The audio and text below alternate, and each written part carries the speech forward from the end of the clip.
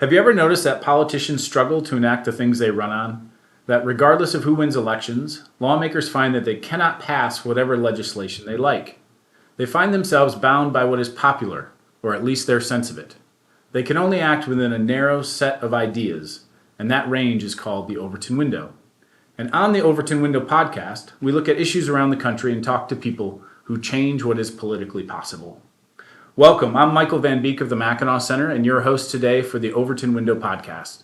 My guest is Chris Douglas, professor of economics at the University of Michigan Flint and member of the Mackinac Center's Board of Scholars. Chris has broad research interests, including the economics of energy, public finance, and sports. Welcome, Chris. Thanks for having me. Great to be here. Our topic today is sports, and in particular sports stadium subsidies. The Overton window of this policy of using taxpayer resources to finance the construction or renovation of professional sports stadiums has shifted quite a bit over the last several decades. In fact, I was just reading in the first half of the 20th century, it was essentially unheard of for politicians to subsidize stadiums and to do this in the effort to grow the economy. Now, politicians of every stripe and every place seem interested in this policy and practice it. So, my first question for you, Chris, is, in your opinion, what's changed over the years, or why has this policy become so common? So I think a couple of things have gone on. First, teams have figured out that they could threaten to move to another city if they don't get their existing city to build them a brand new stadium. So I think what really shook the world was when the Colts moved from Baltimore to Indianapolis. That happens overnight without any warning. People wake up in the morning, their Mayflower moving trucks literally loaded up outside of the Baltimore Colts stadium going to Indianapolis. So once teams start moving around, policymakers in the host city figure out that we got to keep the teams at home. And if it takes building a brand new stadium to do that, well, that's what we will do. And we see that right now, too, with the Oakland A's. The Oakland A's are threatening to move to Las Vegas because the owner of the Oakland A's thinks that his stadium is, quote unquote, too old. So if he doesn't get a brand new stadium built in Oakland, well, Las Vegas just passed a subsidy to the tune of $500 million to try to lure the A's to Las Vegas. So you see teams threatening to move around. Cities, for better or worse, of course worse, are saying, hey, if you come play for us, we'll build you a brand new stadium. So now, in order to prevent that movement, the host city feels like they have to match that offer. And what's the intended benefit of keeping the team in a particular place? So that's a good question. I think there's a couple of perceived benefits. I think in reality, there is no benefit to having a team in a particular city. But two perceived benefits is first, civic pride. You want to be like a major league city. There's some sort of cachet there. Although I think if you surveyed the typical American and said, name all 30 Major League Baseball cities, how many could they get? Maybe a dozen. The obvious ones, Chicago, New York, Los Angeles, Detroit, if you're in Michigan. Yeah, name the largest cities. Right, the largest cities, exactly. And then second, there's this desire to redevelop downtown. So if you ask the question, why were stadiums subsidized in the first half of the 20th century? I think it's because downtown major cities were doing well in the first half of the 20th century. You look at Detroit, you have Hudson's. People are working, living, shopping. Downtown Detroit, it's a real happening place. Then you have the flight out of the cities into the suburbs that begins in the 1950s. So there's this desire, get people back downtown again. Well, how can we do it? Put a stadium downtown, get people to come in and go to a game, and hopefully shop, eat, do all the things they were doing before people moved to the suburbs. Well, the problem with that is that there's just not a whole lot of professional games in a season. You look at the NFL, which is the most heavily subsidized sports league, which is ironic since it's the wealthiest, but there's only 8 home NFL games in a season, which means the stadium is closed 98% of the year. You look at Major League Baseball, there's only 61 home games. I think that's right. No, 81 home games. 81 home games. So even then, the stadium is closed nearly 90% of the year. So you're not going to be able to generate economic development for 100% of the year for a stadium that's closed 80, 90, almost 100% of the year. And I think sports fans don't necessarily realize that because they have no reason to go to the stadium unless there's a game. So they only see the stadium when it's bustling and the bars surrounding the stadium are bustling as well. But if you go down to, say, Ford Field, Comerica Park, right now when there's no game going on, the area is completely deserted, desolate. Yeah, it's like Bastiat's seen and unseen, right? The importance of economists is remembering the unseen And that's what the stadium is like on non-game days. And I think if people had that picture in their head when they're thinking about sports stadium subsidies, they might think differently about it than the one that they probably have, which is thinking of their experience at the ballpark and how, there's all this economic activity going on and there's the hustle and bustle of people and merchandise and restaurants and bars and all this stuff. And they think, oh yeah, we want more of that. That's good for downtown. Right, exactly. Yeah. And you see this with Little Caesars Arena in 2016. In order to get the state to subsidize more than half of the construction costs, the proponents of Little Caesars Arena said, well, look, if we build Little Caesars Arena, get the Red Wings into Midtown Detroit, the Pistons eventually moved to Midtown Detroit as well, we'd see all this economic development, restaurants, hotels, condos, apartment buildings. Well, none of that has happened. And in fact, Olympia Development has come to the state and said, well, if you want us to actually do this development that we promised, we're going to need an extra $1 billion roughly of taxpayer subsidies. So the fact that this development is not happening without even more subsidies just shows that these sports arenas really don't lead to economic development in the surrounding areas simply because they're closed far more often than what they're open. And the economic literature, the research on this, there's been several scholars who've sort of devoted a lot of interest to this issue. And it seems like, from what I can see, economists generally agree, which they don't often do on many things, but on this issue, they generally agree that these sports stadium subsidies aren't worth the cost. They don't really pay for themselves. So why hasn't that sort of changed what we get in policy? Today, like you said, Las Vegas is still subsidizing the A's, and we're there's lots of examples of this stuff still going on. Why hasn't that sort of broken through to politicians? Yeah, what theory I come back to, which I think is an underappreciated theory, is the theory that Mansur Olson, in his book, The Logic of Collective Action, proposed, and that you would think in a democracy, the majority would get its way just because they have the votes. But that's not actually what happens, because the majority, it's a large group, it's very disorganized, it's hard to get an individual group member to enact action to further the group's effort. Whereas if you have a small, concentrated group, which sports team owners are, and they're very, very wealthy, well, a small group could organize, it could make campaign contributions, it can try to shape public policy, and consequently, it's very effective at getting what it wants. It's kind of the answer to the question, why do we have the military-industrial complex? Well, because it's a very small, concentrated, wealthy special interest that's effective at getting what it wants. And sports team owners, I think, are very similar. If you look at the owner of a sports team, given what sports team valuations are right now, you have to be a billionaire to even think about buying a sports team. Whereas if you go back to like the 1950s, the 1960s, kind of my favorite sports team owner is Bill Veeck. He's a real innovator. He gives us Bat Day, the exploding scoreboard. But he's like a small-time hustler. And you could be that, cobble enough money together to buy, say, the White Sox or Indians like he did. But you can't do that any longer. So if you're a billionaire and you own a sports team, you're probably the wealthiest person in the state, or at least in the city. So when a mayor or a governor gets your call, they're going to pick up the phone and answer and be really receptive to what you have to say, which I think is what Mansur Olson would predict. And what's interesting, too, is you think about the small versus large group dichotomy. The voters often get it right in terms of sports stadium subsidies. If you look at, say, Seattle, when the Mariners wanted a brand new stadium to replace the Kingdome back in the 1990s, San Francisco voters, same thing, and that these subsidies were put on the ballot as ballot initiatives, and they would routinely lose. A majority of voters would vote no. We're not going to give hundreds of millions of dollars of taxpayer dollars to the richest guy in the state to build a brand new stadium. But what would happen is the state government, the legislature would just go right behind the back of the voters and put forward a funding package anyway, which again gets back to the small versus large group dichotomy.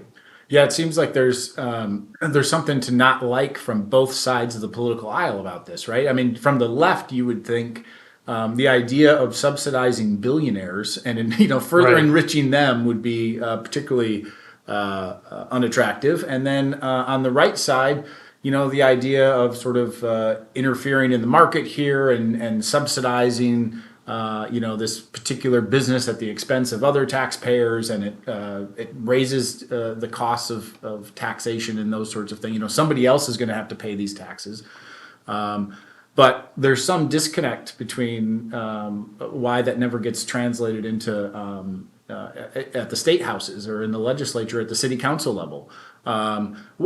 Do you think that there is? What do you think is particularly appealing to politicians, House members or senators that approve of these things? Well, I mean, why do they buy into the argument that these owners must be presenting to them?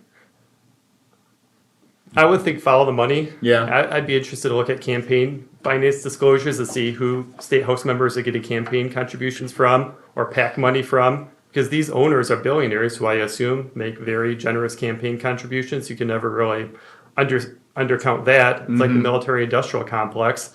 Why do politicians vote for ever escalating defense budgets? Well, because the defense industry is a massive political donor. Lots of House members, Senate members have the defense industry as their largest contributor. So just to run for office costs hundreds of thousands of dollars, even at the state level. So if you have a special interest willing to provide that funding, well, it's very hard to turn that down to try to find funding somewhere else. Another explanation is, perhaps a less cynical one, although I think sometimes cynical explanations are the correct one, right? You don't want to be the governor who lost the A's, or you want to be the governor who attracted the A's from another state. It's just like a very visible thing you could hang your hat on. Michael Munger, who's on Econ Talk all the time, who I like quite a bit, he calls it the edifice complex. Politicians always want some visible edifice to be able to show the general public, hey, this is what I did. You think that paved roads, providing public services would fit that bill, but for whatever reason, politicians don't think that they get credit for paving a road, but they get credit for building a brand new stadium on the taxpayer dime and then bringing a brand new team to the city or the state. Yeah, and we see the same sort of dynamic with the broader issue related to business subsidies altogether, right? So in Michigan, we just have announced, huge subsidies to automakers who are going to build, large, brand new facilities to build electric vehicles, and whereas all the other business activity that happens is largely sort of just disregarded, and we don't pay much attention to that. Instead, we focus on the big shiny project. Right.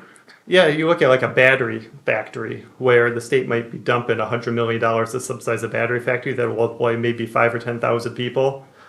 Well, that's a rounding error in terms of total employment in the state, where state of Michigan, there's probably 3-4 million people working. So 500,000 or 5,000 new jobs, that's nothing. More jobs than that are created in a given month in every other industry. But having a brand new factory in a green field, 5,000 people showing up to make batteries, well, that makes for a nice press conference and a press release for the governor.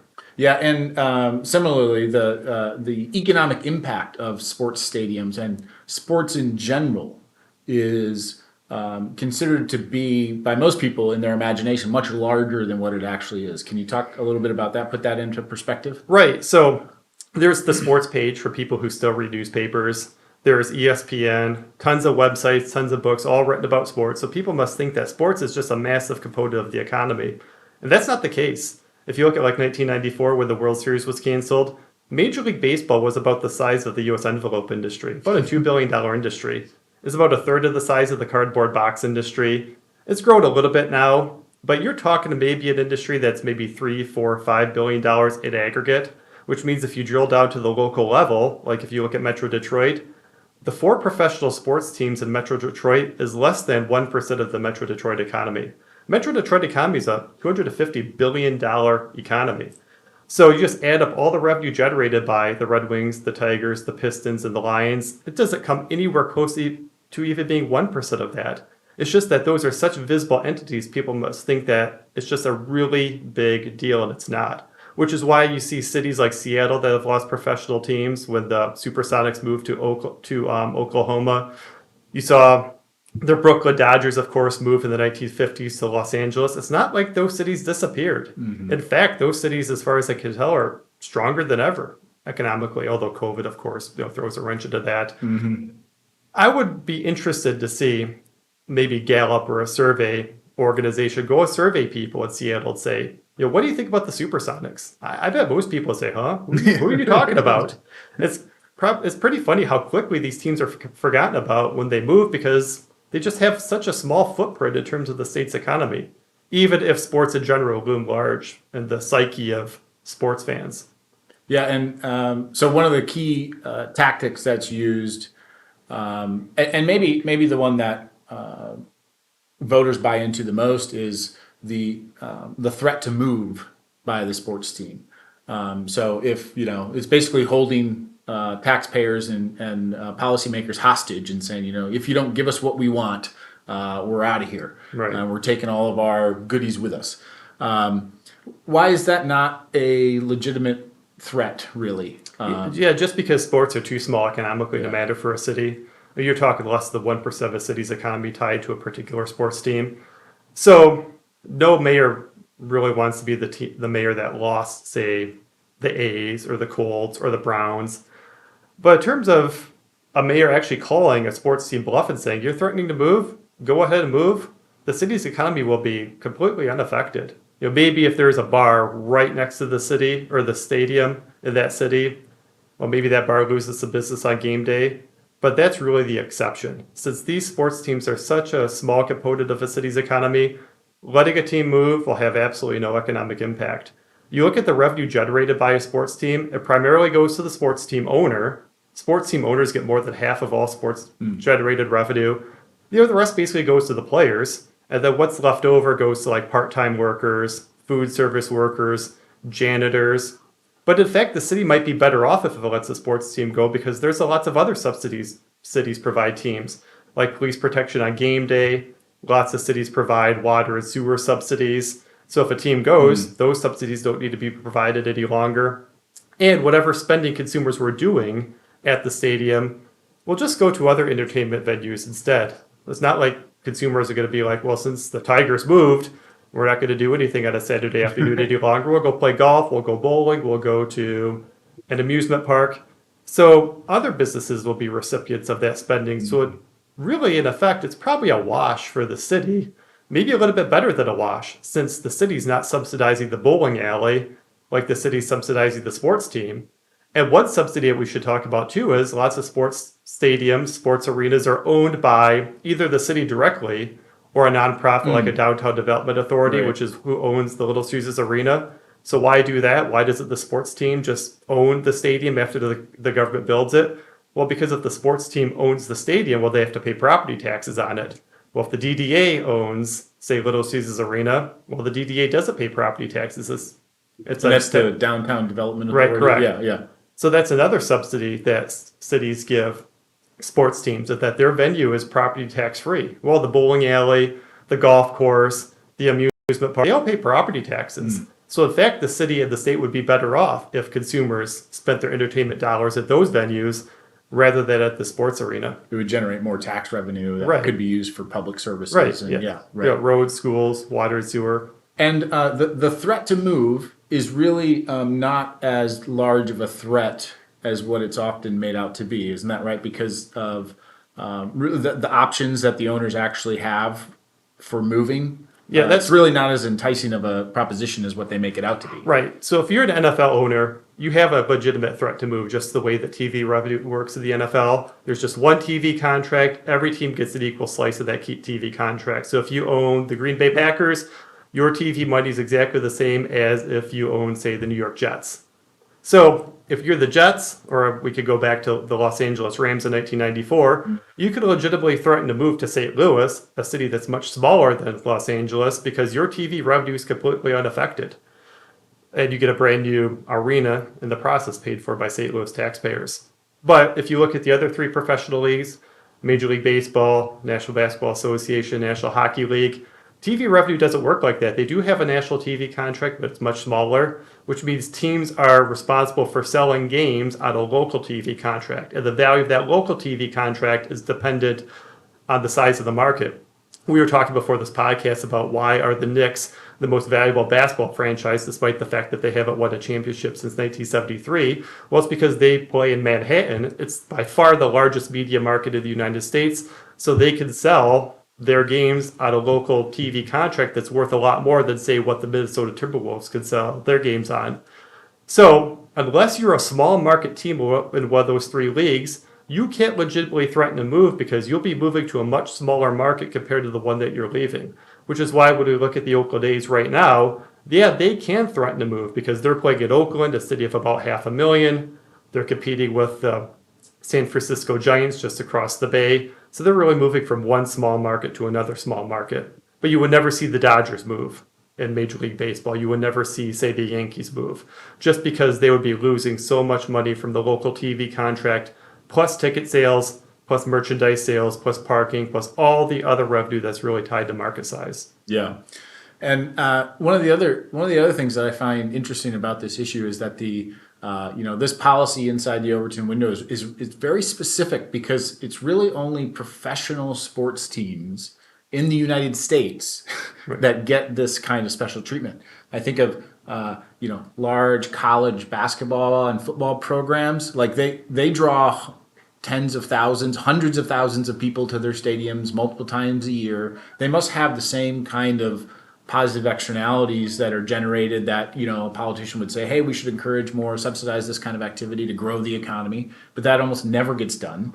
In Europe, all the soccer stadiums are almost all privately owned and privately funded. This is not a thing that they do in Europe.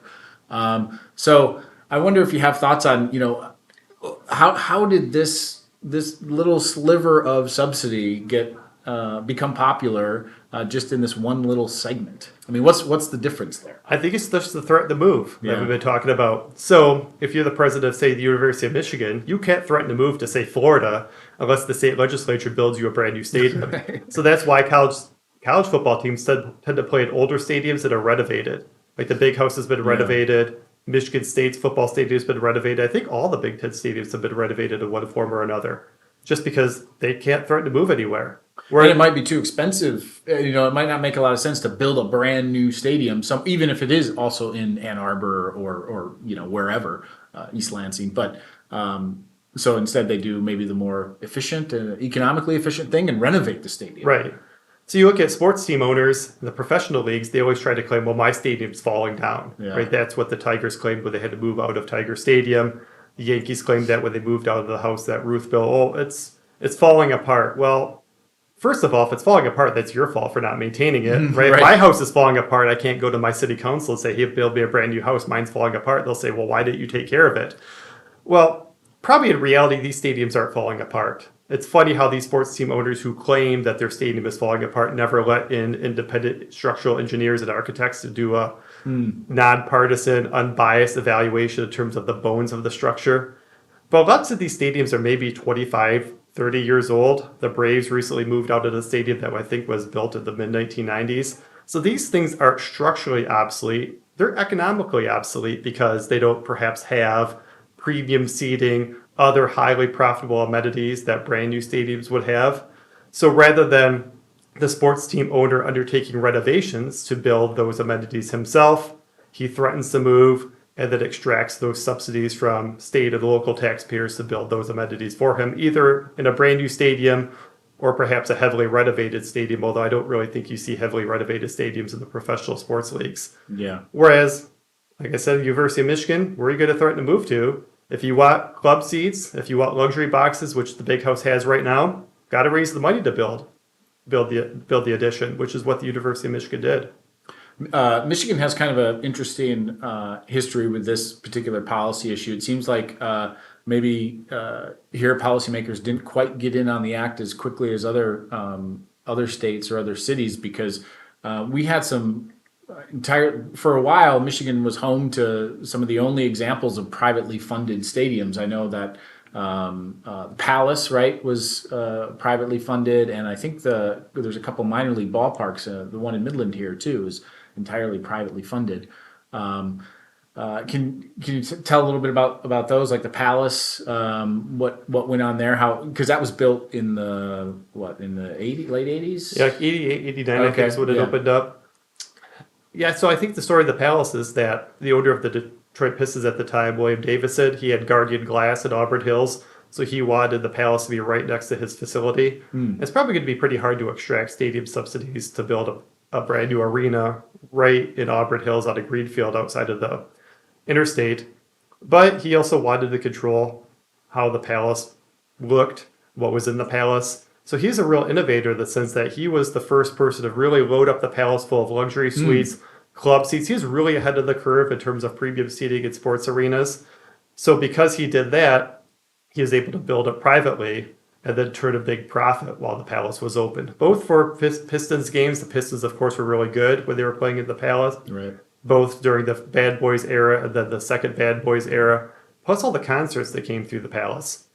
So I think with creativity, you could subsidize or you could build a brand new stadium or arena without subsidies and turn a profit, which is what sports team owners did until mid 20th century. Yeah, now 30 years later, a little more, the Palace is no longer being used for professional basketball. And instead, taxpayers are subsidizing the stadium where that team is playing. Right. It's hard to make a case that state taxpayers should subsidize the movement of a team from one city in the state to another city in the state. So why should state taxpayers open up their pocketbook to leave a vacant lot in Auburn Hills so the Pistons can move to downtown Detroit? There's just absolutely no rationale for why state taxpayers as a whole are better off because of that move. Same with when the Lions moved from the Silver Dome down to Ford Field in the year 2000. State taxpayers paid, I believe, about a third of the construction cost, maybe a little bit more at Ford Field. How are state taxpayers better off moving the Pistons from Pontiac down to downtown Detroit and leaving an empty shell of a lot where the Silver Dome used to stand? I mean, there's just no rationale for why state taxpayers should prefer a team in one city versus another city in that state. I'm wondering, kind of more on a personal level, from you or your professional interests at least, how did you get interested in this issue? I mean, of all the different things that you can study in economics, and even the different things you can study in sports economics, what drew you to this? Yeah, that's a good question. I've always been a sports fan growing up. I was a big Pistons fan in the 80s when I was in 5th and 6th grade watching them win championships. I can vaguely remember the Tigers winning in 1984. I kind of vaguely remember them getting knocked out of the American League Championship against the Blue Jays, I believe, in 86. 87? 80, was it 87? Yeah, I can't remember. Yeah, I can't remember either. So I've always been a sports fan, and I work at the University of Michigan Flint, where we have spring summer classes during the May to August months, and we have elective classes that our majors and minors could take, as well as other students who are interested. So I thought sports economics would be an interesting elective class to offer in the summer. Kind of a fun thing to talk about in the summer. Plus, sports economics runs the gamut of all economic issues: macroeconomics, microeconomics, labor economics, public finance. So it's a good way to get students interested in economics as a whole. So once I dug into that field, I got interested in stadium subsidies when I learned that the typical NFL stadium is about 86% paid for by taxpayers. Stadiums, like where the Bengals play, Paul Brown Stadium, it's subsidized to the tune of 120% of the stadium's construction costs by taxpayers because taxpayers paid for the entire stadium plus a bunch of other infrastructure around the stadium. So I thought, well, that's pretty interesting. That when you think about the economy as a whole, you really can't think of another industry that's so heavily subsidized by the government. Sure, the battery industry is an exception, but if you think about like restaurants, bars, office buildings, the owner of those businesses pay for the construction costs, pay for that physical capital. Well, why is it different in sports? So then there's this issue of movement, this issue of do sports stadiums really lead to economic development? It's just a real interesting rabbit hole to go down.